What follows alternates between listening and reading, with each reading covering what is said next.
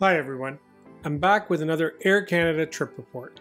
This time flying in premium economy across Canada on a transcontinental sector from their main hub, Toronto Pearson, to Vancouver. On board their ultra long-range Boeing 777-200LR aircraft. We'll review the boarding, the pretty comfortable premium economy seat, check out Air Canada's Inflight Entertainment offering, the delicious pancake breakfast service, as well as the landing and arrival in Vancouver. Join me as we assess whether Air Canada's premium economy is worth the extra cost. If you're new to the channel, you'll find airline trip reports and other travel adventures here. If you like the content, please like and subscribe to support the channel. Today's flight is a morning departure out of Toronto. Outside of Terminal 1 are two inukshuks. These are traditional markers that the native Canadian people used to indicate a meeting point or to direct travelers on a safe route. We entered the terminal and headed to the large departure board directly in front of us. Pearson Airport is quite busy in the morning, with all the domestic and US-bound business travelers heading out. The self-check-in counters were quite busy, but luckily, with online check-in and no baggage to drop, it was smooth sailing through to the domestic airside departure gates.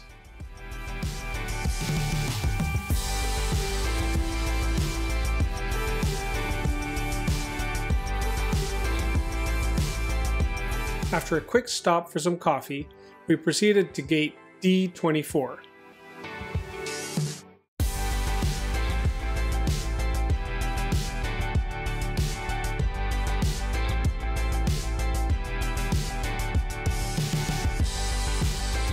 Boarding was really smooth, and when flying premium economy, you get to board in Zone 2, so that's definitely a bonus. Air Canada has just a few 777LRs for ultra long-haul routes to Australia, India, etc.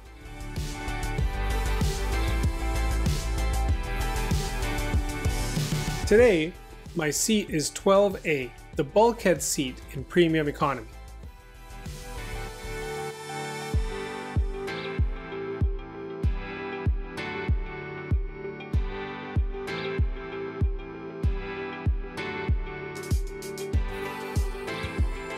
The seat itself is quite nice, with a wider than standard seat back for your shoulders and a more generous pitch of 37 inches. With this being a bulkhead seat, the IFE screen and tray table were in the left and right armrests respectively, and had lots of legroom to stretch out, with power outlets in the lower section of the armrest.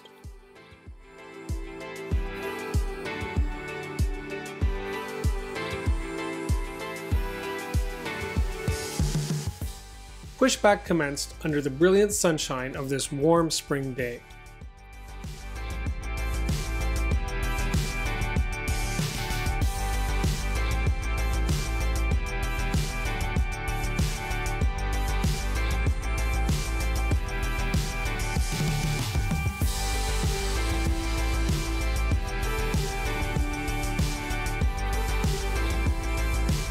Soon, we were making the circuitous trek around Terminal 1's domestic and international pier to runway 24 right for departure.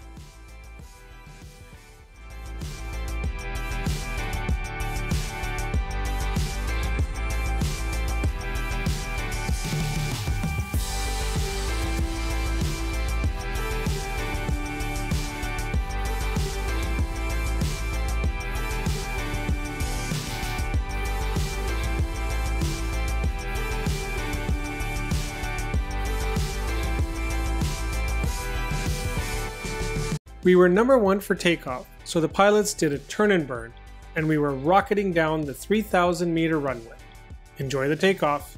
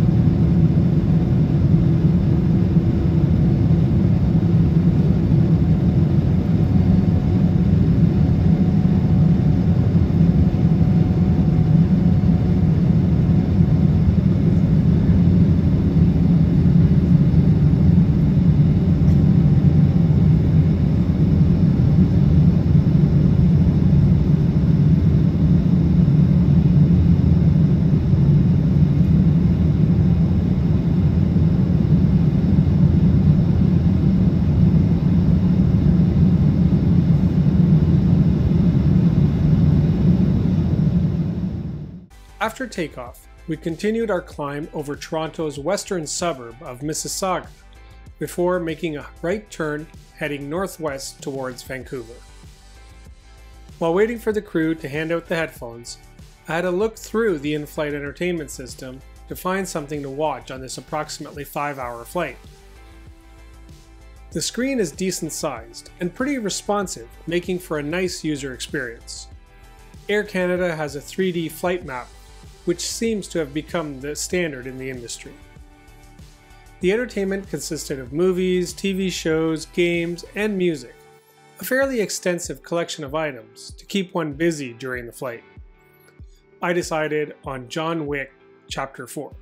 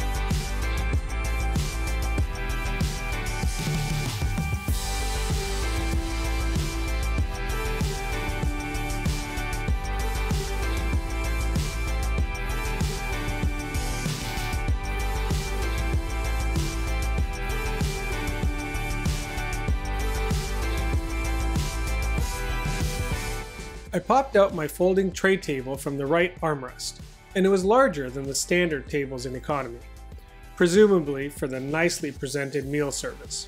We shall see. I forgot to mention earlier that Air Canada had provided a bottle of water upon boarding at each premium economy seat.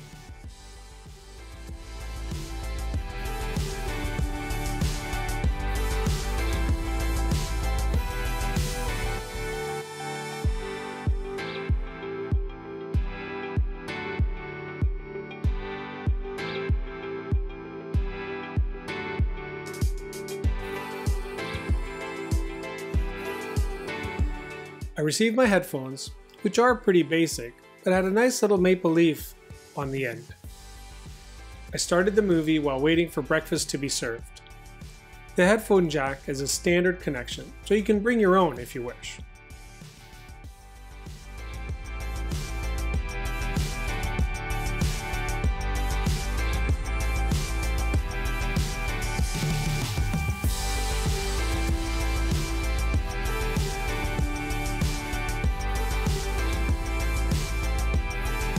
Shortly after boarding, we had been given the menu, and I had opted for the pancakes with maple butter and fruit compote.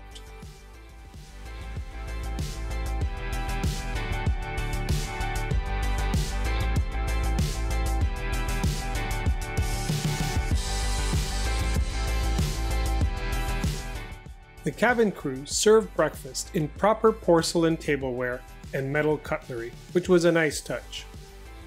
Breakfast was accompanied with fresh cut fruit, yogurt, warm bread, and an orange juice in a real glass.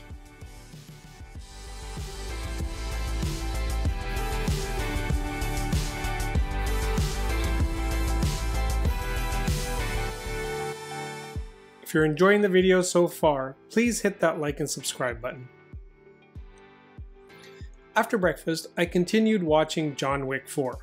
What a great movie, and a really nice finale to the series.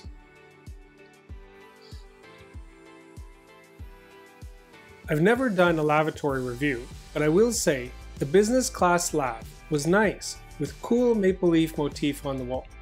It even had a window with a nice view of the huge engine and farmland of Saskatchewan below.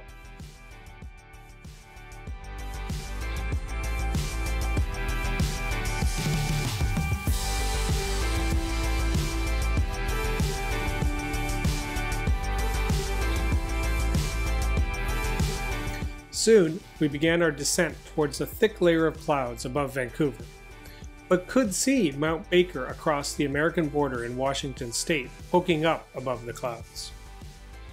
It's a shame about the clouds, as the approach into Vancouver is one of the most picturesque with mountains and the ocean.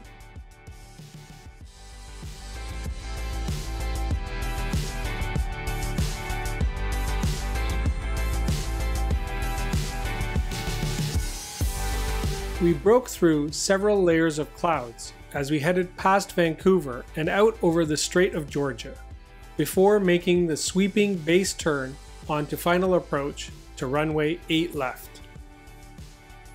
Enjoy the landing.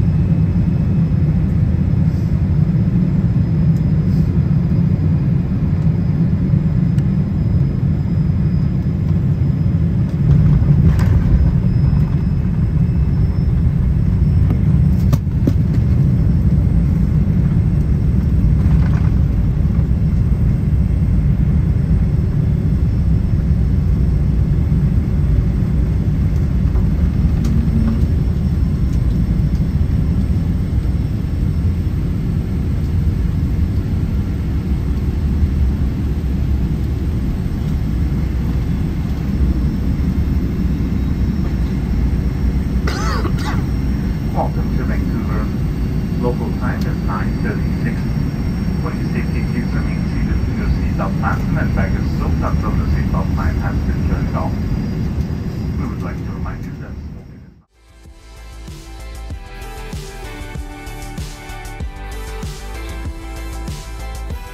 not... After landing, we made the taxi to the main terminal. It was still quiet as many international Asian carriers had not yet arrived.